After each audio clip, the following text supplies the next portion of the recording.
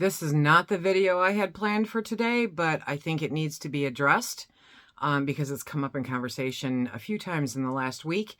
And today we're going to talk about canning corned beef. Hello, everybody, and welcome to SuttonsDaze. If you're new here, my name is Lisa, and we are all about pantry preparedness. I have had this channel for a decade. And when I first started this channel, I rebel canned. I did.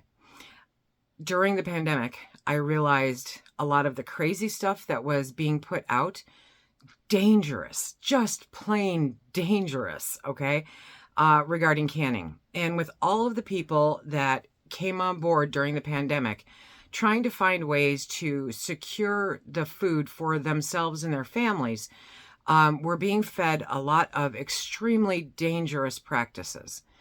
Dry canning potatoes. Let's take that one, for instance, okay? It just stupid, just plain stupid. And it bothered me because I think that if you're new and you're trying to learn to do something, that you should be taught the right way first, and from there to make educated choices. You don't put a 16-year-old in a Lamborghini and say, floor it. You know, you put them in the parents' old beater and you let them maneuver the parking lot and see how they do. That's how you learn. You go slow into the right way, learn all of the ins and outs, and then make decisions. But there are people out there teaching some of the most crazy stuff I've ever seen. One I heard about today, I refuse to even go watch this stuff, is somebody putting beef pot roast and potatoes and whatnot into a jar and putting it in their oven for 4 hours. What? Okay. That doesn't vacate the air. Okay. There's nothing safe about that. Literally nothing safe about that, aside from the fact that you've compromised the jars significantly. But, you know, I'm not the canning police. I genuinely, it's up to you, okay? If you like playing Russian roulette with your family, go for it. It's not something that I really enjoy doing. So it was my decision to say, okay, we are going to go straight on approved methods. This is what we're going to teach. And because of a full-time job and because of, you know, life in general and how many different things we have going on, I was negligent in taking down some of my older videos, which I think are now finally all down. But canning corned beef is not approved. There's no approved method for canning the corned beef. And so we're going to talk about that, and we're going to discuss the who, what, why, and what to do. So when you corn your own beef, which I had videos up that showed you how to corn your own beef and then how to can it. And I love corning my own beef. I think it's phenomenal. And if you're really good at catching those manager specials or those sales, you can save quite a bit of money. But because everybody corns their beef differently, there was no way for the powers that be to narrow down and say, this is what you need to do. Okay. When you corn meat, it becomes denser. And anybody that watched those videos, had they paid attention to what I actually said, which I know a lot of people don't, I stated that it was not an approved method back in the day. And I also stated that the meat does become more dense. It was noticeably more dense when I cut it after it was corned than if you were to cut just raw beef. Okay. So because of the density issue, the powers that be are not sure how it should be canned, for how long it should be canned, okay? Now, the perfect example for this that my friend Linda and I were talking about is that tuna. In the National Center for Home Food Preservation, I will put the link down below for this, there are specific methods for tuna.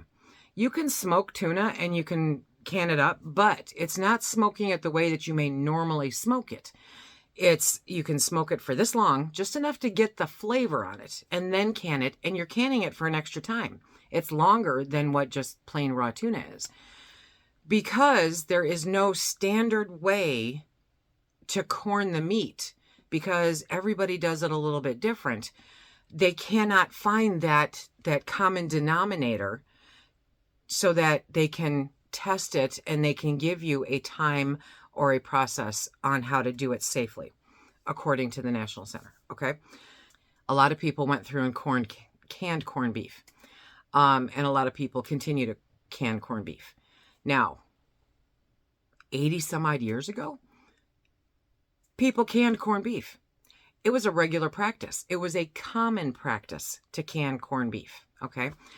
I don't know what their corning process was. I don't know. I mean, we have blatantly bastardized so many things in food that there's no telling how vastly different it is from back in the day to what we do today. The products that they had today as to what we have today. We already know the food is wildly different, right? But it's kind of comparing apples to oranges. Yes, they're both fruits, but they're completely different fruits. So they used to do it, say 80 years ago. It was a common practice.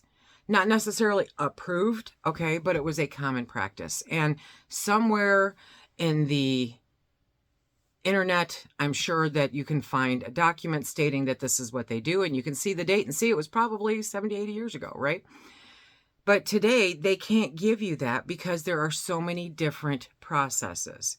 So what they try to do is they try to provide us information, okay, on a common practice that everyone does. So if everyone did it the same exact way, then we would be able to get them at some point to test it and to say, this is how you do it. But the fact that everybody corns it differently and everybody has different processes and different, methods and just everything, there's no way for them to give this information. You watched an old video. You didn't listen to me where I said it's not an approved process and, the density is different. And you heard me on Monday Night Live, or you heard me, in different conversations that it's not approved. Because it's not approved, I can't tell you how to do it. I can't. I won't. I will not risk you. I will not risk me. Okay?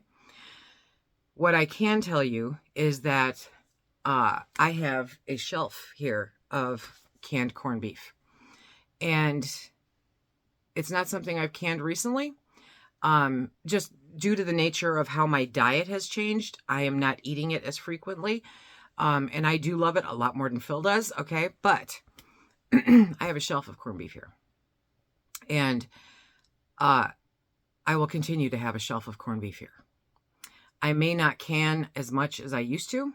I will never again show you how to can it, but I do have it on my shelf. That is a decision that I made based on diving in, discovering the science, discovering the who, what, why, where, how, and making an educated decision. Not just because I saw somebody on the internet do it, okay? I clearly stated, very clearly, in my old videos that it was not an approved process and that the meat was denser once it was corned. I know I did. So the fact that people chose not to listen to me, there's little to nothing I can do about that. People will only hear less than a third of what you actually say most of the time. They hear what they want to hear so that it justifies what they want to do. What I will tell you is that I have it on my shelf. I will likely continue to can it, knowing the risks involved with it, knowing that, okay, it is not safe. It is not an approved method. When I say safe, I mean approved method. I'm eating it. It's good, okay? Now, part of the other caveat is I've had people for years now ask me, well, if you empty the jar and you bring it up to whatever temperature, then, I've been told that it's safe. And I'm a huge advocate of do it the right way, and you don't have to do that. You can eat it out of the jar, Being lazy is not an excuse for trying to kill people. Dry canning potatoes. Can we come back to that?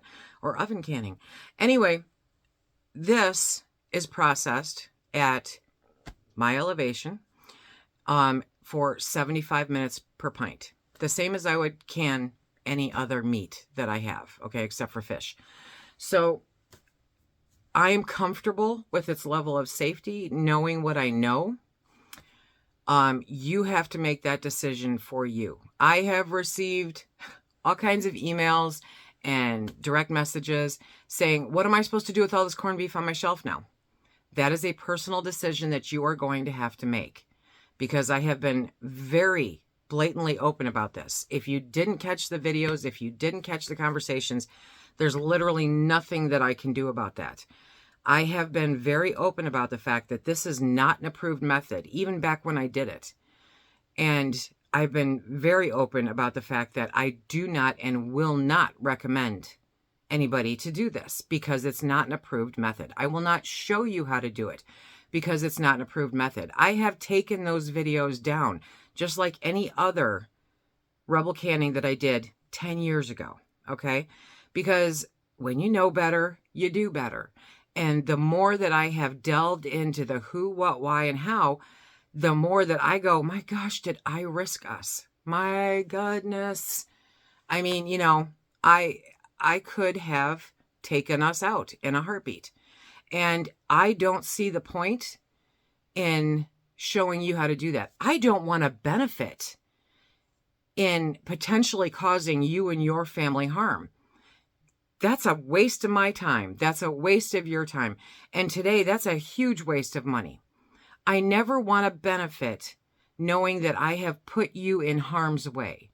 That goes against absolutely everything that I believe in. And if I had known back in the day exactly how harmful some of that was, I would have never put it out there, ever. It's unconscionable, seriously, that anybody would do this and that people continue to do this. Oh, let's recan nacho cheese. Why? Do you hate your family that much? Do you seriously? Just because they can do it at the manufacturing level does not mean home canning can be done. It's not the same process. It's not the same equipment. It is like apples and oranges. Okay? It is the same fruit, but they're completely different.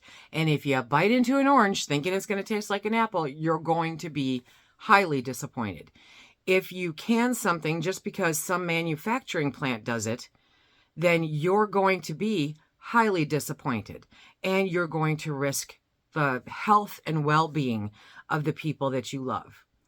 You cannot for 1 minute convince me that anybody doing some of the crazy stuff that I've been watching for the last 4 years feeds this stuff to their children, to their elderly, to themselves, or their loved ones, okay?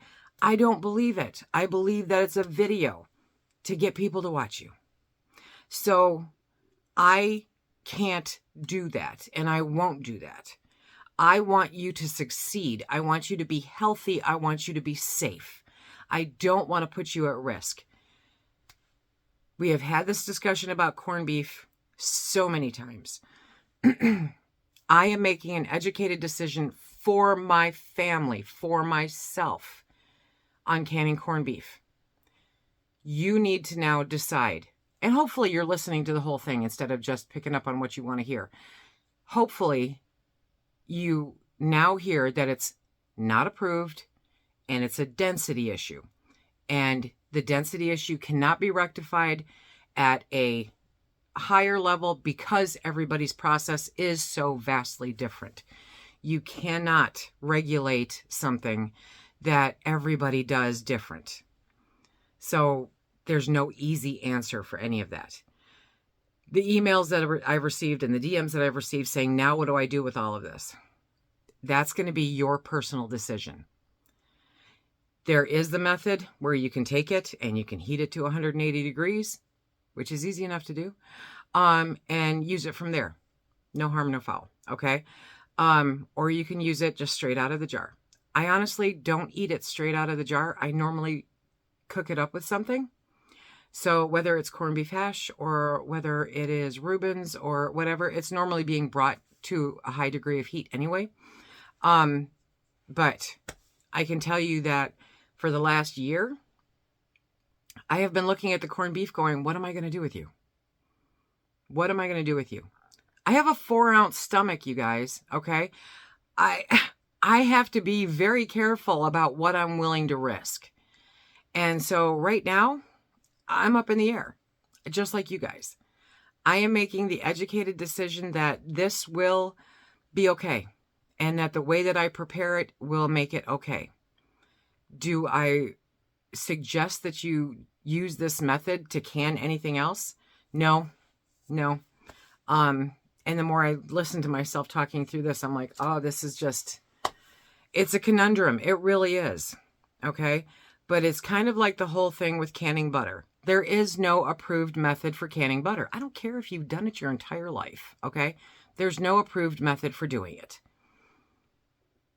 Would I try to do it if it was an end of the world situation and I wanted to save the butter out of my freezer? I'd probably give it a go. Okay. So you have to make that educated decision for yourself. For my longtime people that have been here for a long time, I apologize. I apologize for my old videos. I apologize for what I did, not realizing what I was doing. I want to make sure that you're safe. I am not in this so that you just watch videos. Okay. Otherwise, hey, I would be canning cheese sauce in mayonnaise jars in my oven, which is stupid. Don't do it. So the idea here is always to have a prepared pantry. A prepared pantry is a safe pantry. It is food that is good for you and yours, that will sustain you in case of emergencies, regardless of what they are. That's what a prepared pantry is. Putting up water bath canned chicken or corned beef or nacho cheese sauce. Okay. If it's not safe, is it worth doing? That's the question. So again, I apologize, and I'm trying to do better. If you want to check out some of our other videos on canning meat that are all approved and safe, check out this playlist right here. Until next time, everybody, be safe.